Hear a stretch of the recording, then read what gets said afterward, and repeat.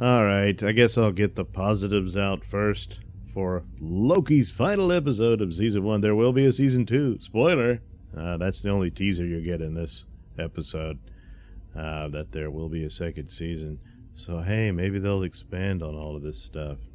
Well, we'll see. But anyway, the positives are of the 3 D plus shows, I guess this one's the best. It should have been WandaVision, or rather, it could have been Winter Soldier and Winter Soldier. Falcon and Winter Soldier. But no, they had to destroy that. Just a basic, buddy cop action spy adventure. Had they treated it just like that, it would have been so much better. But they didn't, so it really fell apart. And then WandaVision, which for the life, I know why they did it, but I mean, I guess like even plot points were just tossed aside for this ridiculous change for the superficial cult. Doctor Strange couldn't be in it because he's white and male. So therefore, the elements that would have been revealed, it could lead into where they're going. They're going for the multiverse. And yeah, there should have been something in there, and people got all excited because Evan Peters showed up and all that sort of stuff, and they teased you that. And then maybe that there was some thinking into that, but no, not there. And of course, all the teasing for Mephisto, but the showrunner, she never heard of that, didn't know what it was. Yeah.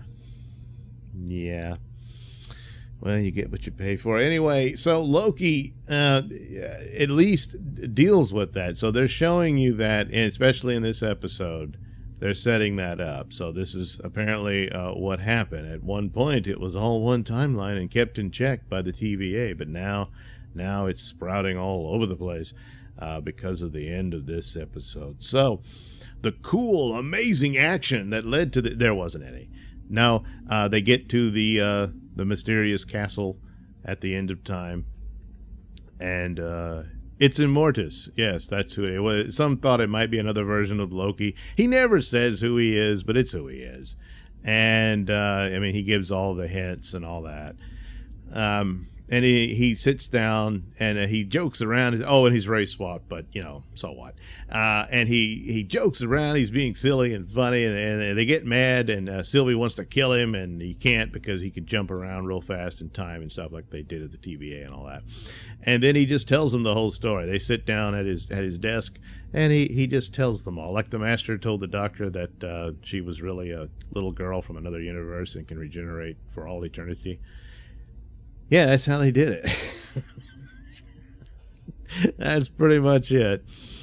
And so when you know the comics like I do, he's talking about how, there's different versions of him. Well, initially, as I recall, in the comics, it was the same man, but from different points in time. Now they're saying it's different versions of him from alternate timelines.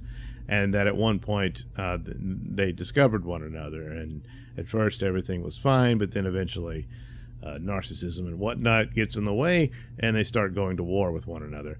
And this one guy managed to put an end to all that and solidify it, and he created the TVA to keep variants in check, and that's why he did it. But now he's tired, and he wants to hand it off to the 2 Lokis to take it over. Or they kill him, and that's the beginning of the multiverse again. And, of course, by killing him, well, this version of him dies, but as he's dying, he says, well, I'll see you again soon, because he knew other versions of him. And he warned that the other version would be worse. And, of course, at the end, Loki is back at the TVA, but nobody remembers him and everything because time's been changed and all that. But as he looks around, the one big difference, instead of the statues of the timekeepers, it's one giant statue of Kang the Conqueror. Now, he doesn't have the mask on or anything like that, but the clothing in the statue that they show him wearing is the outfit of Kang the Conqueror. So Kang is, according to this, going to be the new terrible villain that they we'll all have to face at some point. Perhaps he will be seen as the new Thanos. Some rumors said it would be Doctor Doom, and maybe it'll be a little bit of both in some ways or another.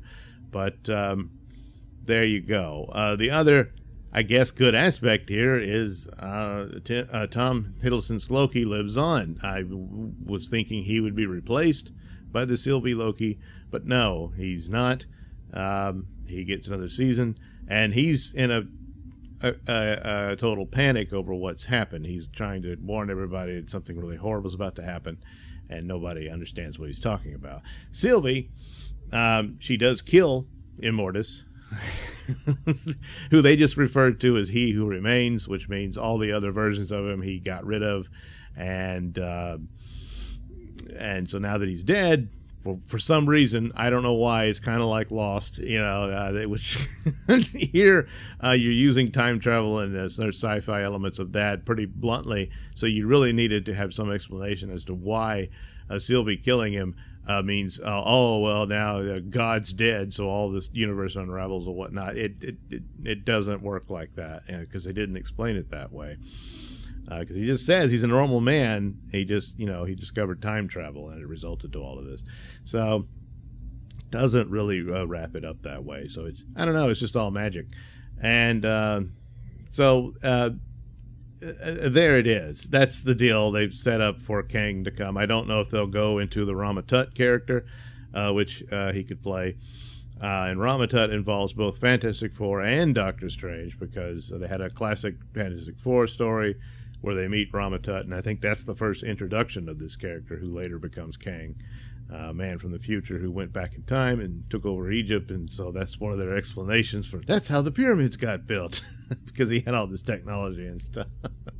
And then Doctor Strange had to go back in time, and he actually sort of crosses over with the Fantastic Four storyline for his own. But in his astral form and stuff like that. He was helping some patient of his who had past lives and reincarnated and stuff, and he had to fix that. So anyway, that was that bit. But anyway, there was Ramatut. And so he later shows up as Kang the Conqueror, and he spends most of his time being Kang the Conqueror, and he's a villain of the Avengers and all that. But then there's his future self, Immortus, who's a bit more laid back and everything. But it's the same man. But this time, I guess it'll be, the alternate timeline type deal. And they played with that, too, in the comics. But for the most part, I think it was just the same guy at different points in time of himself. But anyway, and Immortus was the one, I think, tended to be with Ravonna. But Ravonna, she just walks out. So I guess she'll show up again in the next season. They don't really resolve her story. Finally, the Loki's kiss. They fight because real Loki fears that Sylvie Loki is going to destroy the universe if she kills Kang or Immortus, whatever. And so they fight. She wins, of course, and then kills him. Yeah. And so there you go. You have the multiverse. So at least they did that, but it's just so lazy and boring. They just didn't have the money, I guess, because they could have had a whole episode dedicated to the story of this character and to weave that in. But I'm guessing they just didn't have the money, because like I've said, I'm always, about beating the drum that they need to shorten the amount of episodes. Well, they did. There's only 6, but they just didn't have the story for it. And it's just, a lot of it is just dragged on, talking, and Loki and Sylvie about their feelings and whatnot, and all of that. So, he says, them coming together was this event that changed everything. And then I'm wondering, at some point, do they reveal that Loki and Sylvie got it on, and somehow, some way, Immortus is their kid? So why is he black? I don't know. What is this? Because that was the deal. It's like when they were holding hands and looking into each other's eyes and all that. Now, there is a point where Loki is telling her, I don't know how you feel. I understand you better than anybody because they're supposed to be the same person. But she says, yeah, but I'm not you. So Is she not actually another Loki? Is that something that they would deal with? I mean, theoretically, you could go into it because Loki was adopted by Odin, but let's say he picked some other child. There was a Loki, but he ended up picking up Sylvie, this girl from the Frost Giants. You know, I suppose I that's possible. Did they even think of it? Probably not. So it's a bore fest more than anything. Certainly, yes, women are better than men. Messages there all over the place. And that's about it. The rest of it is just a waste of time. And so it didn't do as much damage. I know that the business of everything was meant to be and all that. Well, was it really? That Kang was running it all to play the "It Was Kang All Along" song. I guess, but he's just a guy with a time machine, so that's not going to work. So it's just a stupid line they threw in there to humiliate and humble Loki from his position of power, to show that he's nothing compared to the powers of the TVA and all that. So that was the point there, I guess. But they still don't really explain why Infinity Stones don't mean anything in their little dimension, I guess. That's beyond time and space. Maybe that's why, but they don't really flesh that out. And other things. But as far as the damage done to the overall MCU storyline and stuff, with the multiverse, it opens up other possibilities, which they didn't have to do it so lazily and clumsily, but at least finally they've done it with this show. It does set that up with Wanda showing up in Doctor Strange. It should have been more of her show doing that, but they took it away from her, thinking they did her a favor by taking Doctor Strange out of the story, and then just slap job an ending on there where she gets away with torturing people and no consequence for it. Loki appears to be more heroic than two superhero stories. Man, just what a mess. Just by that means, it's not saying much. It probably is the best of the three shows they have. The worst is Falcon and Winter Soldier, because they're supposed to be, again, they're thinking they're building up Sam Wilson, but they're saying that his superhero identity wasn't good enough, so he becomes Captain America. Okay, that's not that big of a deal overall. What they really did to him was make him sympathetic to a mass murderer, and that's really unforgivable. It's just their own stupidity that they missed that. So that's why, primarily, that's the worst of the batch, even though it really had the potential to be the best. It's the one I was anticipating the most. With Wanda, the only thing that saves it is Elizabeth Olsen and Paul Bettany. They're really good together, and it's just unfortunate that they're wasted on that. So, guess it's Loki for the win so far, but it's not saying much. But compared to all three, Black Widow's still much better, even though that's a crap movie too. But it's better than all three of these.